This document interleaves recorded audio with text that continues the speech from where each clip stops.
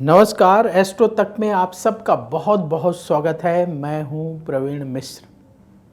6 सितंबर 2025 को अनंत चतुर्दशी के दिन भगवान गणेश का विसर्जन किया जाएगा। यदि आपने अपने घर में 10 दिन के लिए गणेश जी रखे हैं तो 6 सितंबर को आपको विसर्जन करना है। विसर्जन करते समय किन किन बातों का विशेष ख्याल रखना चाहिए, आइए जानते हैं। देखिए, भगवान गणेश को हम अपने घर लाते हैं, भगवान गणेश का पूजन करते हैं और इसके बाद अनंत चतुर्दशी के दिन विसर्जन करते हैं। विसर्जन करना भी महत्वपूर्ण कार्य है। विसर्जन करते समय कुछ बातों का विशेष ख्याल रखने की आवश्यकता होती है ताकि भगवान गणेश का आशीर्वाद सदा हम सब के ऊपर बना रहे। तो क्या करना है, जैसे आपको विसर्जन करना है तो पहली बात यह है कि अनंत चतुर्दशी के दिन जब तक भगवान गणेश का विसर्जन ना हो जाए तो कोशिश करें कि व्रत रख लें। व्रत नहीं रख पा रहे हैं तो फलाहार कर सकते हैं। भोजन करने से बचने की सलाह है। जिनको कोई मेडिकल इशू है, कोई परेशानी, हेल्थ इशू, तो वो लोग भोजन कर सकते हैं। तो फलाहार करें या व्रत रखें। और जैसे प्रतिदिन आप पूजन करते हैं भगवान गणेश का, वैसे भी पूजन आपको करना है। अनंत चतुर्दशी के दिन तो पूजा करेंगे, भगवान गणेश गंगा जल छिड़केंगे और आप पुष्प से कर सकते हैं और कुश से कर सकते हैं। फिर तिलक लगाएंगे, अक्षत अर्पित करेंगे। भगवान गणेश को दूब बहुत प्रिय है तो दूब अवश्य चढ़ाएंगे। दूब की माला बना करके भी आप चढ़ा सकते हैं। इसके बाद आप भगवान गणेश की आरती करेंगे जैसे प्रतिदिन आरती करते हैं, और जो भोग लगाते हैं वो भोग अवश्य लगाएंगे। मोदक भगवान गणेश को प्रिय है तो मोदक का भोग लगाना चाहिए, फल का भोग लगाना चाहिए। इसके बाद आप भगवान गणेश से प्रार्थना करें कि आपकी मनोकामनाएं पूर्ण हों, जीवन में जो कष्ट परेशानियां हैं वो सब दूर हों।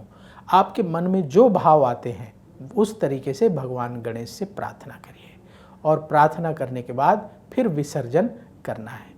कैसे विसर्जन करना है, मान लीजिए आप छोटे से गणेश जी लेकर के आए हैं तो आप चाहें तो आप अपने घर में विसर्जन कर सकते हैं। मान लीजिए आपके पास छोटे से गणेश जी हैं तो आप एक टब ले लें, टब में स्वच्छ जल भरें और थोड़ा सा उसमें गंगा जल मिला लें और इसके बाद भगवान गणेश का उसमें विसर्जन करना है। सारे लोग, घर परिवार के लोग मिल करके और घंटी बजाते हुए और गणपति बप्पा मोरया, अगले बरस तू जल्दी आ, इस तरीके से आप बोलते हुए या जो आपके मन में भाव आए, भगवान गणेश की जय बोलते हुए आप गणेश जी को लेकर के जाएंगे उस स्थान पर जहां आपने टब में जल भर रखा है, उसमें गंगा जल मिला करके रखा हुआ है। उस जल में ले जा कर के जो भगवान गणेश की मूर्ति है उसका विसर्जन करेंगे बड़े सम्मान के साथ।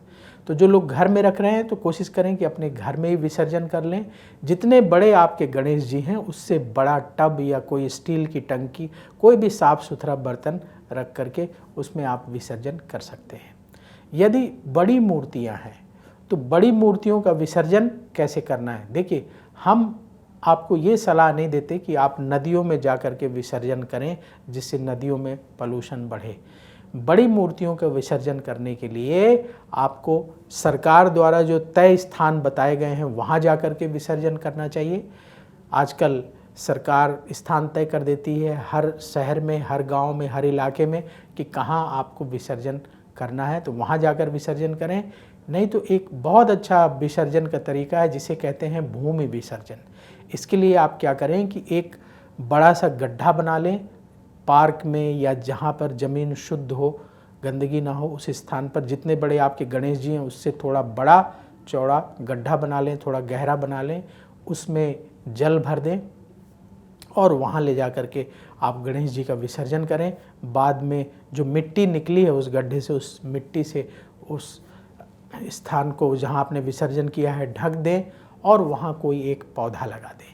तो ये भी बहुत उत्तम तरीका है विसर्जन करने का। हमारा शास्त्र कहता है कि आप भूमि विसर्जन कर सकते हैं, तो भूमि विसर्जन करना भी सबसे उत्तम तरीका है क्योंकि मिट्टी है, मिट्टी में समा जाएगी और वहाँ आप पौधा लगा देंगे, पौधा वहाँ उगाएगा।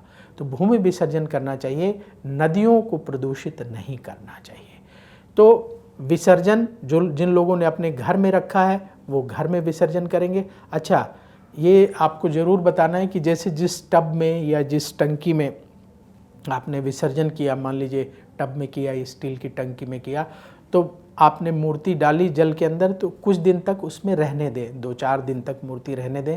अगर आप मिट्टी की मूर्ति लेकर आएँ तो बड़े अच्छी तरीके से गल जाएगी। फिर इसके बाद क्या करें, आप उस पानी को और जो उसमें मिट्टी गल चुकी है वो मूर्ति, उसको ले जाकर किसी पेड़ के नीचे डाल सकते हैं, या आप कोई बड़ा सा गमला ले लें, उस गमले में उस मिट्टी का प्रयोग करके आप उसमें कोई पौधा लगा सकते हैं। तो आप अपने घर में कोई पौधा लगा सकते हैं उस मिट्टी में, या फिर आप किसी पेड़ के नीचे ले जाकर उसे डाल सकते हैं। तो ये तरीका है विसर्जन करने का, और जो आपको तरीका अच्छा लगे उस तरीके से भगवान गणेश का विसर्जन आपको अनंत चतुर्दशी के दिन अवश्य करना चाहिए। तो अब वक्त हो चला है आपसे विदा लेने का। भगवान गणेश सब पर कृपा करें, सबकी मनोकामनाओं को पूर्ण करें, सबके जीवन के कष्टों को दूर करें।